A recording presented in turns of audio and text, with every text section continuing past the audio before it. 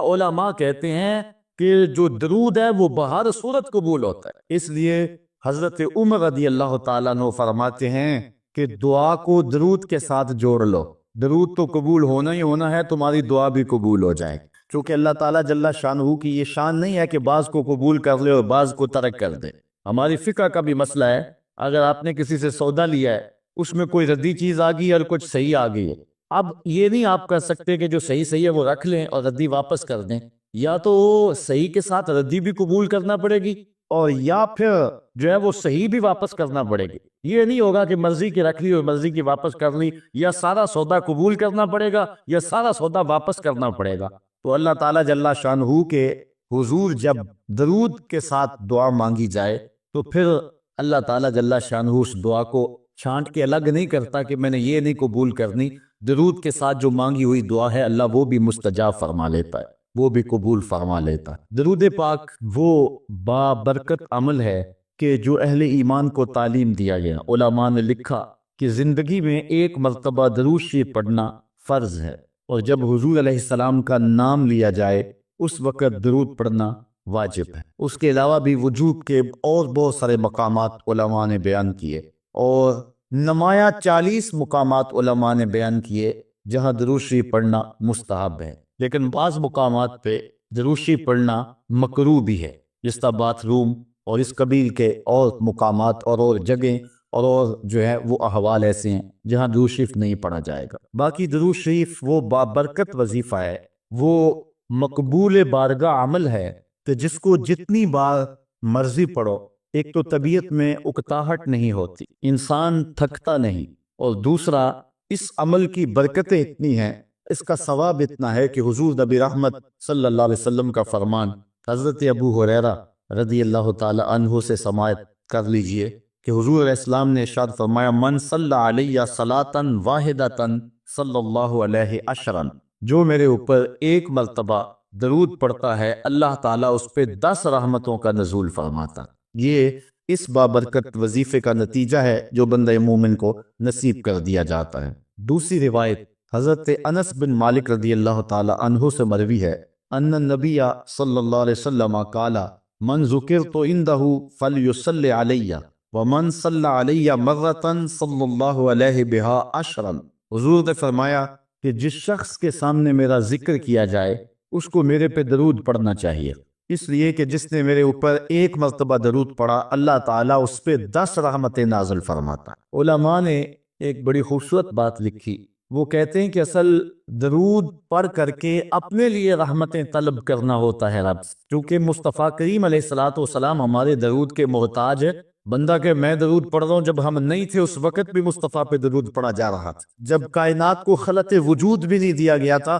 مصطفیٰ پہ درود اس وقت بھی پڑھا جا رہا تھا۔ تو یہ ہم اپنی سعادت مندی حاصل کرتے ہیں۔ اس کی مثال یہ ہے کہ جو مانگنے والے ہیں وہ 2 طرح کے ہوتے ہیں۔ سورۃ الفاتحہ کی تفسیر میں نے مختصر بات آپ کے سامنے اس عنوان سے رکھی تھی۔ ایک وہ ہے کہ جو ڈائریکٹ دروازے کو دستک دے کے صاحب خانہ سے مانگتے ہیں، صاحب خانہ اپنی توفیق کے مطابق اس کو دے نہ دے اس کی مرضی۔ اور مانگنے والوں کا ایک اور طریقہ ہوتا ہے کہ وہ مانگتے نہیں، کسی شخص کے دروازے پہ کھڑے ہو کے اس کو دعائیں دینے لگتے ہیں، تیرے بچوں کی خیر، تیرے والدین کی خیر، جہاں دادے پر دادے سے شروع ہوتے ہیں اور نیچے نسل تک آتے ہیں۔ تو وہ جب دعائیں مانگ رہے ہوتے ہیں تیرے خاندان کی، تیری جد کی خیر، تو گھر والا سمجھتا ہے جو ہمیں دعائیں دے رہا ہے اصل خود خالی جھولی لے کر آیا ہے، یہ کچھ مانگنا چاہتا ہے۔ تو کوئی شخص اللہ کی بارگاہ سے مانگنا چاہے، اللہ تو اولاد سے پاک ہے، تو اس کے محبوب کی خیر مانگو، اللہ تعالیٰ ایک بار خیر مانگو گے 10 رحمتیں جھولی میں ڈال دے۔ تو یہ مانگنے کا ایک مہذب طریقہ ہے جو اہل ایمان مانگتے ہیں۔ اس لیے اگر سارے وظیفے چھوڑ کے صرف درود پڑھا جائے تو یہ ایک ایسا عمل ہے۔ حضرت ابی بن کعب رضی اللہ تعالیٰ عنہ سے مروی روایت ابھی آ رہی ہے، آپ دیکھیں گے کہ یہ کتنا بابرکت وظیفہ ہے جس کی تعلیم حضور ارشاد فرما رہے ہیں۔ حضور علیہ السلام کا ایک اور فرمان سنیے جس کو امام طبرانی نے اپنی موجم میں روایت کیا ہے۔ حضور نے ارشاد فرمایا من صلی علیہ صلاۃ واحدۃ صلی اللہ علیہ عشرا، جو میرے اوپر ایک مرتبہ درود پڑھتا ہے رب تعالیٰ اس پر 10 رحمتیں نازل کرتا ہے۔ ومن صلی علیہ عشرا صلی اللہ علیہ مئۃ، اور جو میرے اوپر 10 مرتبہ درود پڑھتا ہے اللہ تعالیٰ اس پہ 100 رحمتیں نازل فرماتا۔ ومن صلی علیہ مئۃ، کتب اللہ بین عینیہ براۃ من النفاق و براۃ من النار، اور جو شخص میرے اوپر 100 مرتبہ درود پڑھتا ہے اس کی 2 آنکھوں کے درمیان لکھ دیا جاتا ہے یہ بندہ منافق بھی نہیں ہے، دوزخی بھی نہیں ہے، یہ نہ منافق ہے اور نہ دوزخی ہے، نفاق سے اور دوزخ سے بری لکھ دیا جاتا ہے۔ وَأَسْكَنَهُ اللَّهُ يَوْمَ الْقِيَامَةِ مَعَ الشُّهَدَاءِ، اور اللہ تعالیٰ جل شانہ قیامت کے دن جس مرتبے پر شہداء کو ٹھہرائے گا اسی مقام پہ درود پڑھنے والوں کو ٹھہرائے گا۔ یہ ثواب ہے اس شخص کے لیے کہ جو حضور پر کثرت کے ساتھ درود پڑھتا ہے۔ حضرت عبد الرحمن بن عوف رضی اللہ تعالی عنہ سے ایک روایت سنیے، فرماتے ہیں یہ عشرہ مبشرہ سے ہیں، جلیل القدر صحابی ہیں، اور صحابہ میں سب سے زیادہ امیر صحابی بھی یہی، 1,44,000 صحابہ میں سب سے امیر ترین صحابی حضرت عبد الرحمن ابن عوف رضی اللہ تعالی عنہ ہیں۔ آپ فرماتے ہیں کہ خرج رسول اللہ صلی اللہ علیہ وسلم فاتبعته حتى دخل نخلا فسجد فأطال السجود حتى خفت او خشیت ان یکون اللہ قد توفاه او قبضه۔ کہتے ہیں ایک دن حضور گھر سے باہر تشریف فرما ہوئے، مسجد نبوی سے نکلے تو میں بھی حضور کے پیچھے پیچھے چل پڑا، حضور علیہ الصلوۃ والسلام کے تتبع میں، حضور کی اتباع میں میں بھی حضور کے پیچھے چل پڑا، حتی داخل نخلا، یہاں تک کہ کھجوروں کے ایک باغ میں حضور تشریف فرما ہو گئے، میں بھی اس باغ میں حضور کے پیچھے چلا، میں نے کیا دیکھا، حضور نے سجدہ فرمایا، فاطال السجود، اور سجدہ اتنا لمبا تھا، حتی خفت او خشیت ان یکون اللہ قد توفى او قبضہ، مجھے ڈر لگا کہ حضور علیہ السلام کا وصال ہو گیا، کہ حضور نے سر انور رکھا سجدے میں پھر اٹھا ہی نہیں رہے تھے، تو میں ڈرا اس بات سے کہ کہیں حضور کا وصال نہ ہو گیا ہو، حضور علیہ السلام اس دار فانی سے کوچ نہ کر گئے ہوں۔ تو کہتے ہیں کہ کالا فجیت انظر فرفع راسہ، میں دیکھ ہی رہا تھا کہ اچانک حضور نے سر انور اٹھا لیا، فقال مالک یا عبد الرحمن، تو میرا رنگ اڑا ہوا تھا، میری طبیعت کے اوپر ایک عجیب کیفیت تھی، حضور نے سر اٹھایا اور مجھے اس حالت میں دیکھا، کہا کہ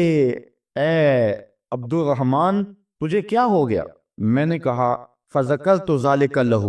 جو مجھے ہوا تھا میں نے وہ بتا دیا، میں تو ڈر گیا تھا کیونکہ صحابہ کی زندگی ہی تو حضور کے نام سے تھی، اور آقا کریم کی زندگی کے ساتھ اور حضور کی حیات کے ساتھ ہی تو وہ جیتے تھے بلکہ اڑتے تھے، اور صحابہ رضوان اللہ علیہ مجمعین کے لیے سب سے مشکل وقت حضور علیہ السلام کی وفات کا وقت تھا، ان سے برداشت نہیں ہوتا تھا۔ آپ نے پڑھا ہوگا سیر میں، علماء سے سنا ہوگا، حضرت عمر نے تلوار نکال لی تھی حضور کے وصال پر، کوئی کہے تو صحیح حضور کا وصال ہو گیا میں گردن کاٹ دوں گا، روتے تھے، عجیب کیفیت تھی۔ حضرت ابوبکر صدیق نے ہاتھ آگے کیا لیکن حضرت عمر جو ہے وہ ان کی بات بھی سننے کے لیے تیار نہیں تھے، حضرت بلال چیخیں مارتے تھے، عجیب حالت ہے۔ حضرت سیدہ فاطمہ کہتی تھی صبت علی مصائب لو انہا صبت علی ایام سرنا لیالیا، لوگوں میرے اوپر جو مصیبتیں ٹوٹ پڑی ہیں اگر وہ چٹے دنوں پہ پڑتی تو وہ بھی کالی راتیں بن جاتے، اتنی مصیبتیں آ گئی۔ حضور علیہ السلام کے وصال پر یہ صحابہ کی کیفیت۔ حضرت زید بن عبداللہ اپنے باغ کو پانی دے رہے تھے، حضرت امام زرقانی نے لکھا ہے ان کے بیٹے نے جا کے کہا کہ ابا جی کو بات سنی ہے، انہوں نے کہا بتاؤ بیٹے کیا ہوا ہے؟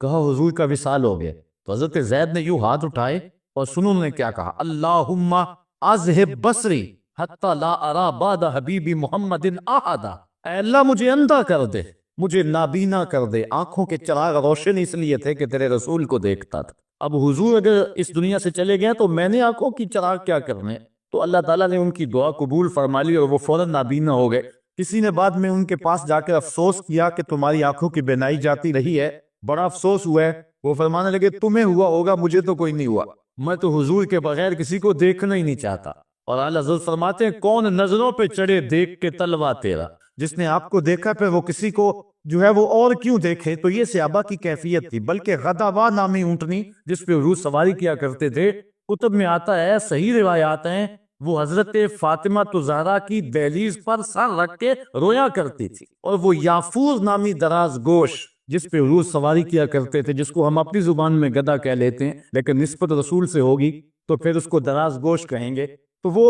قبیلہ بنو سلیم کے کنویں میں چھلانگ لگا کے مر گیا کہ جب حضور چلے گئے ہیں تو ہم نے جی کے کیا لینا ہے۔ یہ کیفیت جانوروں کی تھی، اللہ اکبر۔ تو حضور کی جدائی کا صدمہ کون برداشت کرے؟ آپ نے سنا نہیں کہ اس نے حنانہ حضور کے فراق میں کیسے تڑپ تڑپ کے روتا تھا؟ صحاح میں روایت ہے، لگتا تھا جس طرح پھٹ جائے گا، اور آقا کریم ممبر سے نیچے اترے اور آقا نے اس کو دونوں ہاتھوں میں لیا، پھر تسلی دی اور ایسے لگا جس طرح کہ بچھڑا ہوا بچہ ماں کی گود میں آ جائے تو اس کی گھکی بن جاتی ہے، یہ کیفیت ہوئی۔ پھر حضور منبر پہ جلوہ فراز ہوئے اور صحابہ سے مخاطب ہو کے کہا لو لم افل ہاکازا لہن الی یوم القیامہ، اگر میں اپنے عاشق زار کو منبر سے اتر کے یوں تسلی نہ دیتا تو یہ لکڑی کا ستون قیامت تک روتا ہی رہتا۔ اللہ اکبر، یہ ہے حضور کے پیار کی کیفیت۔ ان کے لیے مشکل مرحلہ تھا تو حضرت عبد الرحمن بن عوف رضی اللہ تعالیٰ عنہ کہتے ہیں میں نے جو میرے پہ بیتی تھی نا، جو میری حالت ہوئی تھی، میں نے صاف صاف عرض کی حضور میں تو بہت پریشان